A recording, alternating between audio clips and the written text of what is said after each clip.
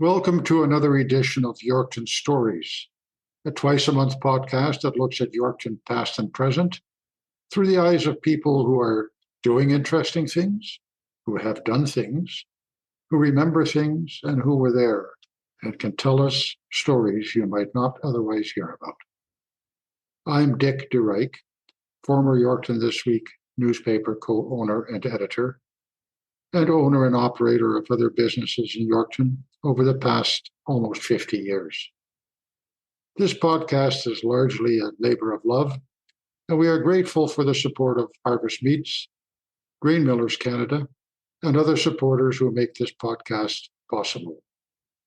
Our podcast can be heard on our website, yorktonstories.ca, where you will also find photos, links, and other information associated with each podcast where available.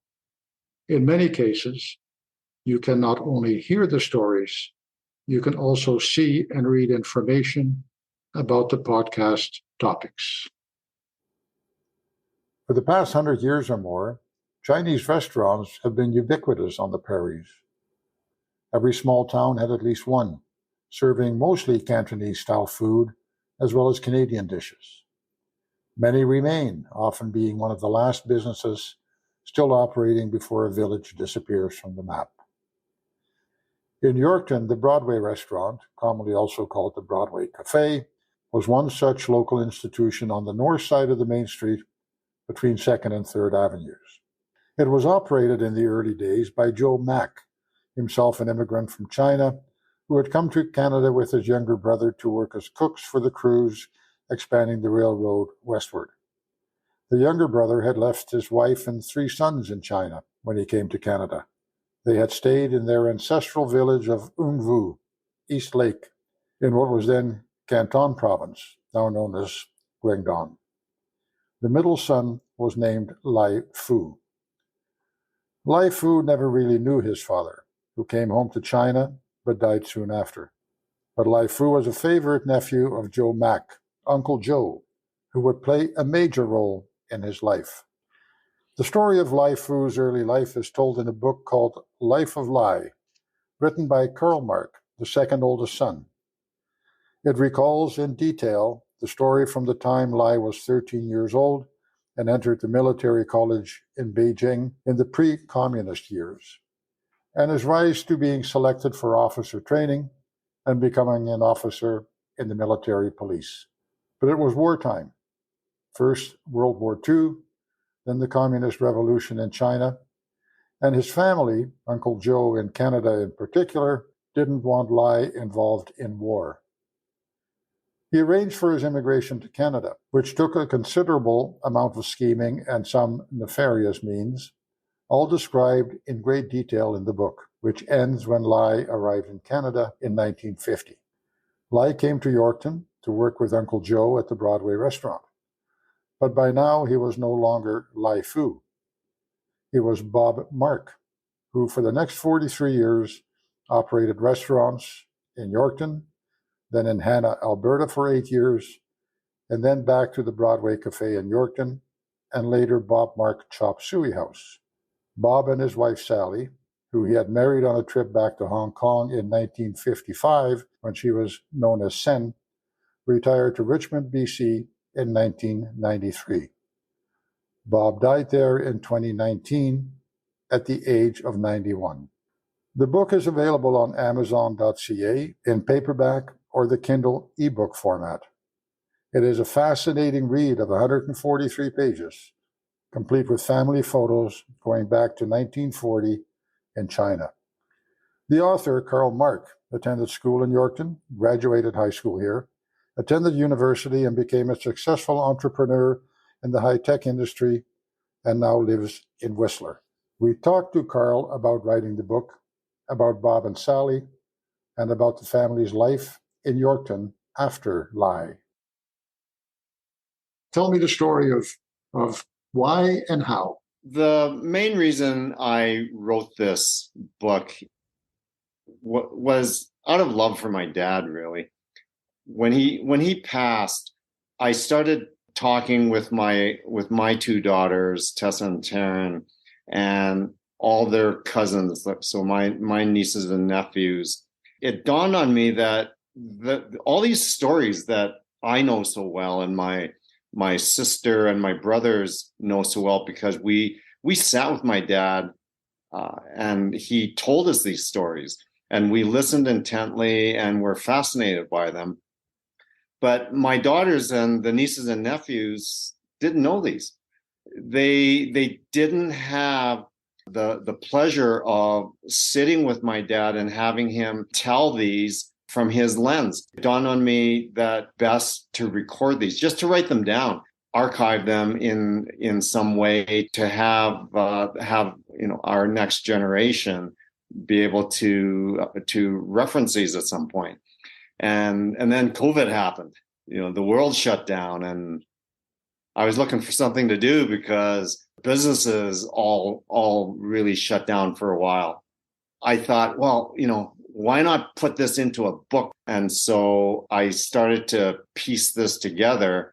I used my sister as a sounding board. She read them and she said, yeah, okay, change this, change that. And then she made one remark to me that was game changing for the way that I did approach this. She said, you have a certain writing style.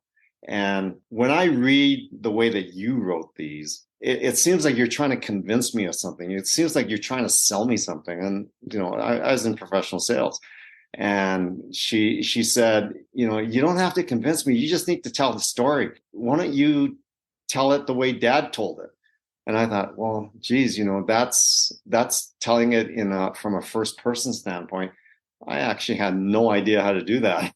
All I've ever really done was written business plans and business proposals and product releases and things like that. I reached out to a friend of mine who wrote fiction books, specifically first person point of view fiction books. Jason Martin is his name, and he's a good friend located out in Toronto. And I asked Jason, in your book that was written about a young, through the eyes of a young boy, just giving him a plug. His name is the name of his book is Father's Suite. He wrote his book through the eyes of an 11-year-old boy. And that's exactly what I wanted to do. And I said, I asked Jason, how do you do this? How do you get your head into this space? He mentored me on the entire process that I have to get into. He gave me a list of things to do to get my thoughts down and get into the practice of writing dialogue and expressing through dialogue as it would have and may have happened at the time. So that's how I went about it.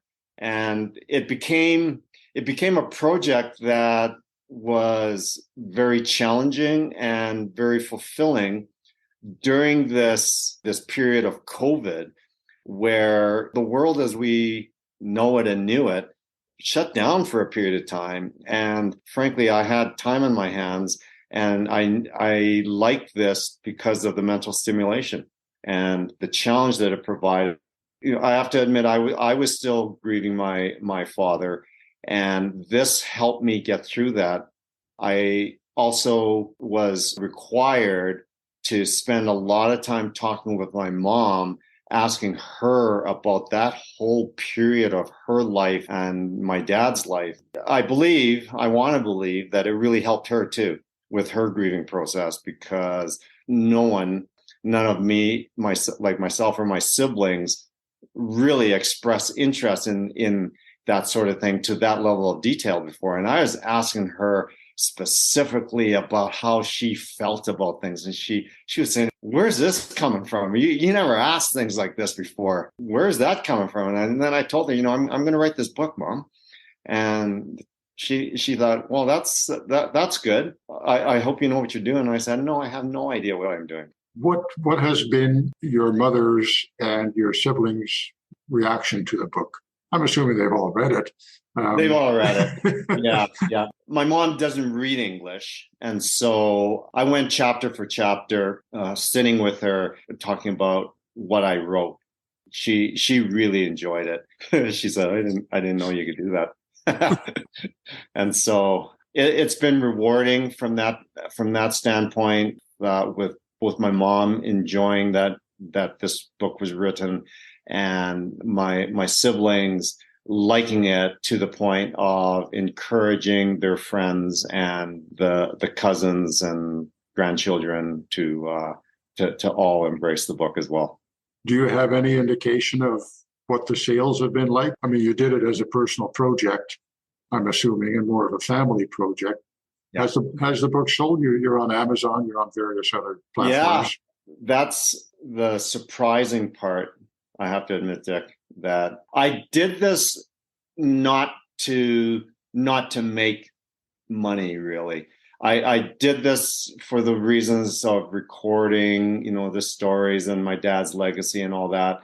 But I wanted to share it with my friends, my family, and whatever else might happen out there. Much to my surprise, it sold a few thousand copies. A few thousand copies. I don't have a few thousand friends. Let me put it that way. But a few thousand copies in Canada makes it a bestseller. I mean, the bar isn't very high for bestsellers in Canada. Yeah. Well, here's a really funny story on the whole labeling bestseller. I got an email from Amazon or Kindle Direct Publishing one day, which is where I self-published it on Amazon, and they said, "You have a #1 bestseller." And I said, "Oh, that's wonderful. The numbers don't seem that high. Why is it a #1 bestseller?" "Well, you're #1 in your category." "Oh, that's great. How many books are in that category?" "Oh, it's just you." "You're in it alone." "Oh, okay. I'm #1 in a category by myself. That's good." So anyway, I always have a chuckle about that particular one, because they have all these different categories.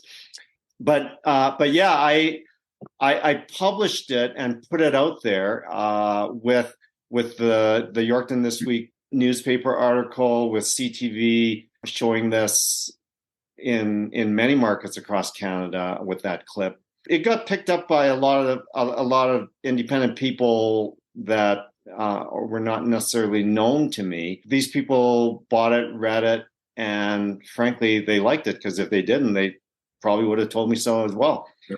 And some of the reviews that were written were amazingly good, saying things like his writing style is great, his grammar is impeccable.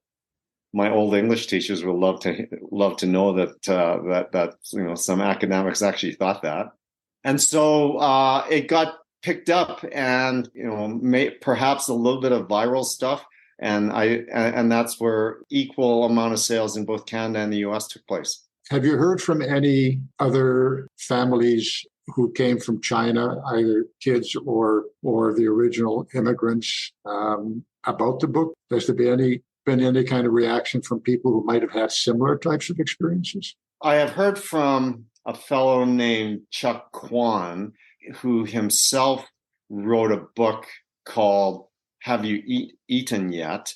And his book was a compilation of stories about Chinese immigrants to countries around the world who started restaurants. And he got in touch with me about my book, because he wrote about a different family in Outlook, Saskatchewan, and he enjoyed my story about the evolution of my dad's restaurant, the Broadway Café in Yorkton, and he expressed that if he'd have known about this back in the day, that would have been a restaurant and family and story that he would have written about, because it was fascinating.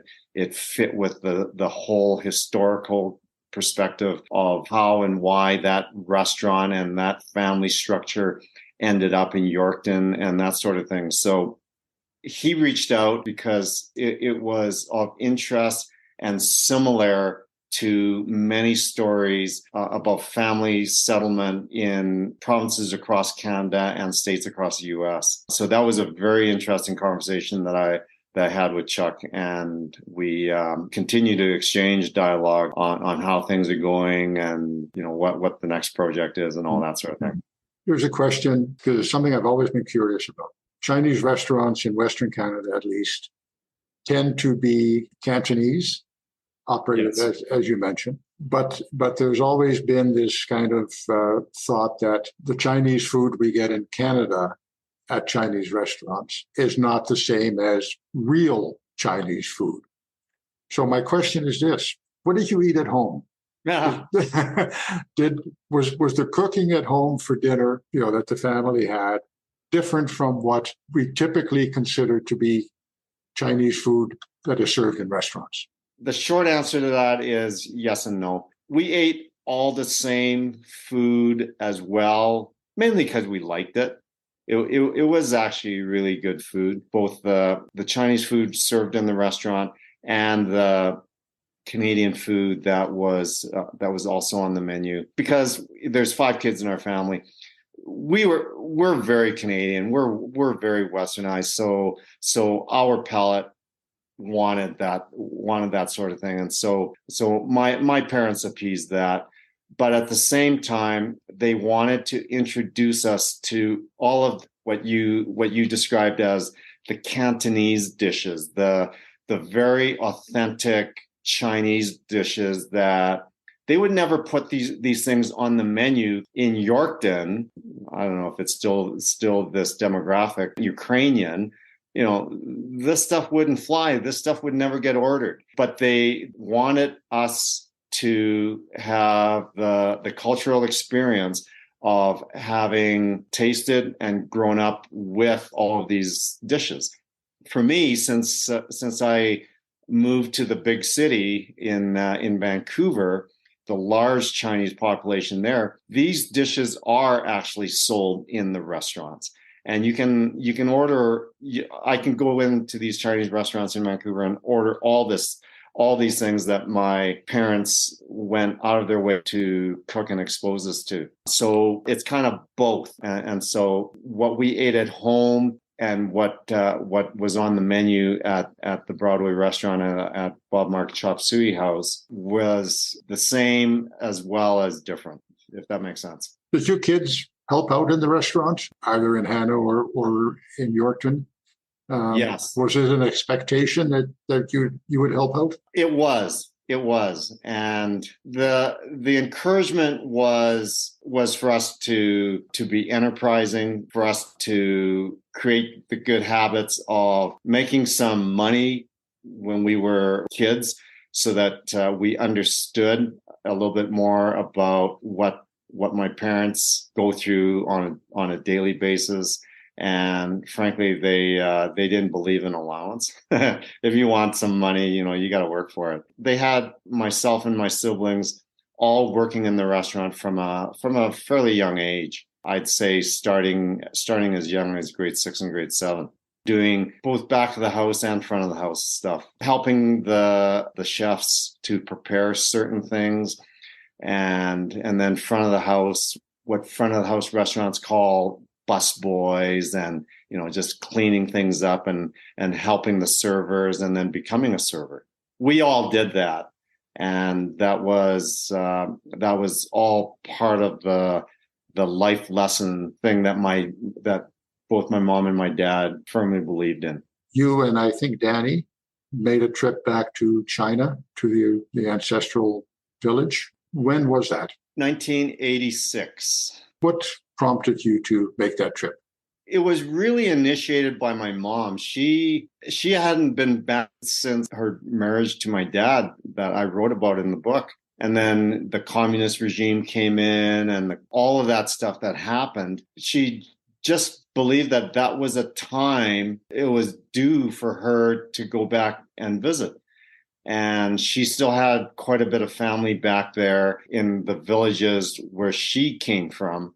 And so it was my mom that instigated it. My brother and I were the timing worked out for us because we were both in between jobs, and so that's what took us there. And then the experiences, in hindsight, helped me immensely to be able to write about this, because I actually walked those villages and touched those buildings and that school, and all those things that I wrote about. It made for a more realistic description of what my dad would have seen and done, back in his day there. I was fascinated by the story about your parents contributing to the rebuilding of the school in Ungvu. That was back in the 60s, it would have been, because I think the school was finished in 1966. Yes. I'm not sure whether anybody, outside the immediate family knew that they were involved in that.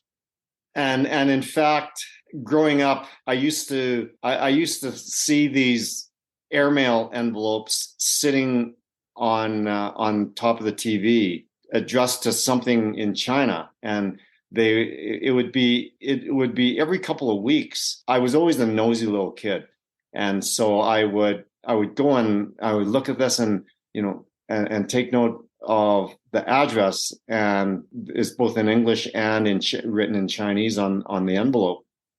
But it always seemed the same.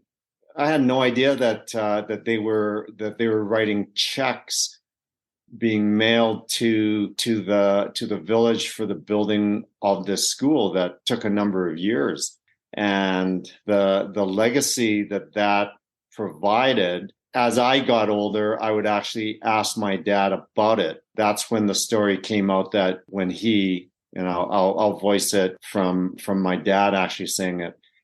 My dad said, when I left the village, I made myself a promise that someday I will make life better here for everybody that had to stay, because I'm lucky enough to be able to leave right now. They can't. He kept that promise. That was a very private thing, because, that was until I read about that. No idea. But, you also mentioned his involvement in sponsorships locally in Yorkton here. Right. That wasn't all that well known either. To me, your dad always seemed as a fairly unassuming man.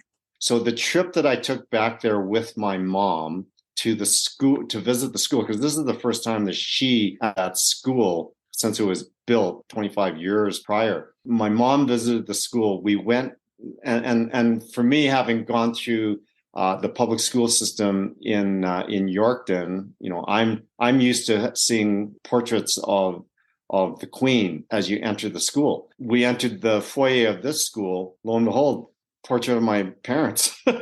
This is getting weird. And because we really didn't know the extent to which they were a major contributor. The school was brought out into the schoolyard, and these little girls came out with bouquets, presented them to my mom, and the village elder continued to say things about the wonderful people that your mom and your dad are, and all these things. And this sense of enlightenment came over myself and my brother.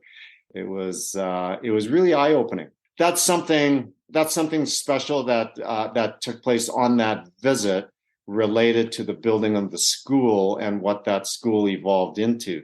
And then bring that full circle into unassuming nature that my dad had in regards to the Yorkton community and the charities. Yeah, he believed in just being a part of the community and giving back any way that he can. And he didn't like showing off. He didn't like to really have any emphasis on status or status symbols or anything like that, because his enjoyment was the enjoyment of the participants, the enjoyment of who he was able to help, and watching the pure joy that they have or had in what he was helping with. That was a really important part of my dad's, I guess, belief system and his moral compass. The move to Hana was an opportunity, I'm assuming, for them to have their own business, because prior to that they were working for Uncle Joe. That's right. Joe Mak at the Broadway in Yorkton. Yes. As per a number of chapters in my book, I describe my dad, Bob, the apprentice, wanting to learn every aspect of the business, because he was a very intelligent young man, and that love of learning never ever left him. It also drove him to want to do the whole thing. That opportunity was not going to present itself at the Broadway in Yorkton at the time. Broadway Café was so entrenched with business partners. Like, I think at that one point there were probably 8 to 10 partners in that restaurant that all had some percentage share ownership of the restaurant. And he would have been the young guy coming in, the low man on the totem pole, and he wasn't going to be able to do that. So that's why the pursuit took place. And Hannah, of all places, Hannah, Alberta, identified as a place where there was an opportunity for a restaurant, where there really wasn't a restaurant yet, and the town seemed really nice and that sort of thing, and there were relatives nearby in Drumheller, which I believe was like 15 minutes away. So that's how the sequencing kind of moved towards Hannah, Alberta. How long were they there? My brother Danny was born in 1957 in Kenora, whilst they were on their way to Hannah. Mm-hmm. And they stayed there. They stayed in Hannah. 1957 would have been when they were on Route 2 and starting the business.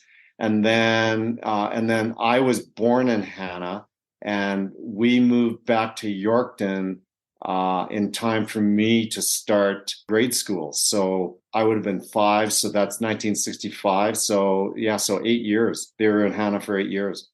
They came back to Yorkton to take over, or were they becoming another partner in the Broadway? An opportunity to become a partner at the Broadway took place. And specifically what that partnership was the retirement of my Uncle Joe. My dad, Bob, was his favorite. He wanted Bob to come back and buy out his shares and be the prominent percentage owner of the Broadway Café in that year in 1965. And so when my dad came back to Yorkton, there still were probably close to eight partners at the Broadway Café. And I had to call every single one of them Uncle something, even though they weren't really uncles. When he came back, Uncle Joe, that he took over from, had been instrumental in bringing your dad to Canada to start with. Because yes, the stories that are told in the book are that there were some somewhat nefarious arrangements made to get the proper papers, and that Uncle Joe was instrumental in all of that. Yes. My dad's full Chinese name, spoken in the way that Chinese names are, you say the last name first, so it's Mak Lai Foo. And my dad's English name was Bob Mark. And the reason that name was chosen, a lot of people would think, my friends come up to me and say to me, oh, he chose Bob because it's a nice name, back in the day. I said, well, no, it had nothing to do with that. It had everything to do with Bob sounded a lot like Buck. And it was actually a combination of funds available from my Uncle Joe together with Ong Mark and Clara Mark. Ong was the back of the house lead chef, and his wife, my aunt Clara. They, by fortunate circumstance, when Clara was coming over to Canada, she was able to acquire some immigration papers on the boat, on the ship. And the name was specifically a fellow named Buck Sim, I believe it was. And so that's how my dad chose Bob, because it was pretty close to Buck. And the whole reason things like that were done was to try to slip through Canadian immigration as smoothly and as stealth-like as possible without drawing attention, because these immigration officials held an enormous amount of power because, there were no such things as computers or internet or anything like that for them to be able to communicate with anybody. So they made decisions at the moment on the fly. And so anything that they could do to circumvent the situation, they did. And so for my dad to be able to have those papers, even though those papers were not his own, that was the best and easiest way for him to enter Canada. He had also made a commitment when he left that he would bring other members of the family to Canada. Mm-hmm. And eventually he did. His mother, 2 brothers, I believe. Yes. His mother in 1966, his brother Park in 1968, and his brother Yen in 1974. Right. Where did they all come to Yorkton? They all came to Yorkton. Yeah. So obviously that all happened in my lifetime. And I remember when each one of them came over specifically, because it was a big deal. They came over and they lived with us for a while. It was a big ordeal in our house. It was a big ordeal in the restaurant. And there were these distant family members that were coming over basically in our lives. So it was a disruptive thing for us as kids in the house. But at the same time, the excitement that it had for my dad and for my mom, we liked all the positive energy and the amount of effort and everything that took place. And so yeah, they came over. They went to work at the Broadway Café at the time and settled and started to build a life for themselves in Yorkton. Park ended up involved in the Broadway Café as well. I remember him from front of the house. Yeah, so Park and his wife Helen both worked at the Broadway. Park was front of the house. Helen was working in the back as a chef. Park's interest was very much on the people side of front of the house because of what he did in Hong Kong prior. He was actually a barber in Hong Kong.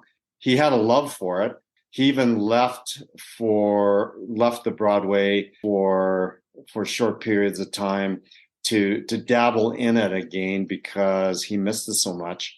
My dad just wanted him the same way that my dad has always encouraged, myself and all my sister and my brothers to pursue what we like, to pursue what I guess you could say your passion is. And Parks was cutting hair. You remember the Stag Billiards that was across the street from our restaurant? Yep. There was a barber shop in there. And yes. Park went and did a stint. He was the barber. I'm not sure what the exact sequence there was, but I think I think the Stag started to diminish because of the ownership there, and then he just come back to the restaurant. The other large family that you will also know. You will know William Mark, Logan Stevens Construction. And Willie was the eldest in their family of, I believe, 8 kids. And so that was Ong and Clara. Mark's Grosseteria on Fifth Avenue, that was Ong's brother. In Chinese. In Chinese, we always address them as the number sequence of where they are in the family. So let's say Ong was the eldest. The brother that had Mark's Grosseteria was the number 2 son. And so we called him second uncle. Yeah. And then across the street from them, the youngest son in their family, Terry Mark, had the other grocery store. So they were right across the street from each other. So when Bob started Bob Mark's Chop Suey House across the street, kitty corner. Mm-hmm. Was he out of the Broadway at that time, or was he running 2 restaurants? He was out of the Broadway. What took place there? You've got brothers, so you're going to understand this. It's a love-hate relationship. you'll do anything for your brother, but it's not all smooth sailing all the time. So that was the situation where it was just time for that split to take place. And my dad, it was around the time that I graduated from high school, 1978, 1979 kind of time frame. My dad just decided, being a partner and having to report and cooperate and collaborate on all levels, even though it's his brother, it was still something that he felt he was wanting to get away from and get back to 100% ownership on his own. And so that's how the Bob Mark Chop Suey House was spawned. I still remember when he came to us and said, I want to call it Bob Mark Chop Suey House. And we thought, well, okay, but why not just the Chop Suey House? And he says, oh no, it's got to have Bob Mark in it. And, people have to know it's me. I said, okay, all right. Park remained running the Broadway on his own. Well, when did they retire? And how did he view retirement? Was it a welcome thing or was it reluctant? I think it was a combination of a few things. When the retirement finally happened, it was a conscious decision, but it started as a sequence of events that took place related to health. 92, 93. My dad had a heart attack while he was golfing at Deer Park. They brought the ambulance down to, like, I think it was the third or fourth hole. They had to rush him to one of the hospitals in Regina, Plains Hospital, yes. And so my dad considers himself lucky to have survived that. He had I believe a couple of full blockages in his arteries, and he was a smoker. He smoked a pack a day. Now that we know all this stuff about secondhand smoke, I pretty much smoked through my childhood because he smoked everywhere in the house. That heart attack was a wake-up call for him. He quit cold turkey. No more tobacco, no more pipe. He changed a lot of things in his life because he came very close to death. That's when he decided that he wanted to slow down a bit. Heard that he shortened the working hours at the restaurant. And so eventually he started to move towards full retirement. And he was always interested in moving out to the coast to where he eventually settled in Richmond. So after he made that change and retired, I mean, he lived to be 91 years old. Mm-hmm. So it obviously had a positive impact, the changes that he made in the retirement. Yeah, he enjoyed Richmond a lot. From a topographical point of view, it's a lot like Saskatchewan. It's very flat. And also, all of his friends also retired and moved out there.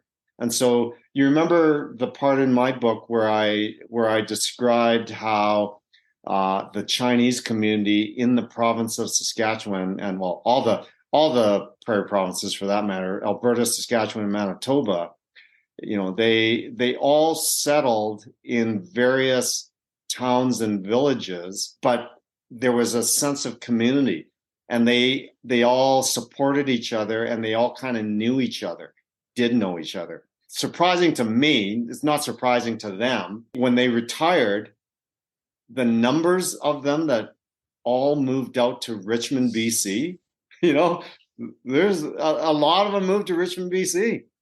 And so there was a sense of community there.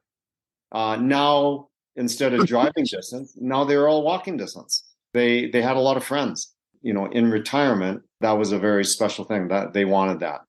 My mom and my dad were very social people, and they liked having these lifelong friends and of course new friends they made, but all within a very short walking distance where they could do all the things on a daily basis that they enjoyed doing.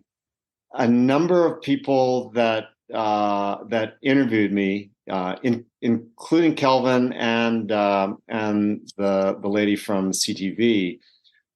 They both asked me, is there going to be a sequel? And I have to say that many of my friends who really enjoyed my book said to me, "Why did you end it so soon? Why and abruptly?" There's obviously a lot more to tell, So I had to figure out why, and I did figure that out after a while. It didn't come to me, but I think subconsciously it was always there. I ended it before my parents had children because I couldn't put myself in my dad's eyes through the time of his life when he had children because of the emotions he would have gone through and the unconditional love that he has for every single one of his kids and what he would have gone through with that. So I felt that it'd be best to have that stuff be written about eventually, but through my eyes as the first person, because I can fully express all emotions and all knowledge from my own perspective. And I didn't think that it would be fair to try to make up some of that stuff because I frankly I didn't talk to my dad about that stuff. Yeah. And so that's why the book ended where it was. Yeah. And I just talked about kids being born in the epilogue. And an epilogue to this podcast. Sally, Bob's wife, now lives in Edmonton, where she has family. Danny, the oldest son, was in high-tech sales in Calgary and now retired. Shirley was a radiology technician at the University of Alberta Hospital in Edmonton for 30 years and is retired. Carl, the author of the book, still doing high-tech entrepreneurial type work in Whistler. Edwin is a lawyer in Kamloops. And Gary, the youngest, is a doctor of Chinese medicine in Calgary. The Broadway Café and Bob Mark Chop Suey House are no longer in Yorkton, although there are several Chinese restaurants still operating here. We will publish another podcast in a few weeks' time. Visit yorktonstories.ca to hear all the podcasts. There you can also sign up to our email list so we can let you know when a new episode is available. We will use your email address only for that purpose. We will not try to sell you anything. We will not sell your email address to spammers, and we will not email you unless it is to let you know about a new podcast. Thanks for listening, and we will talk again soon.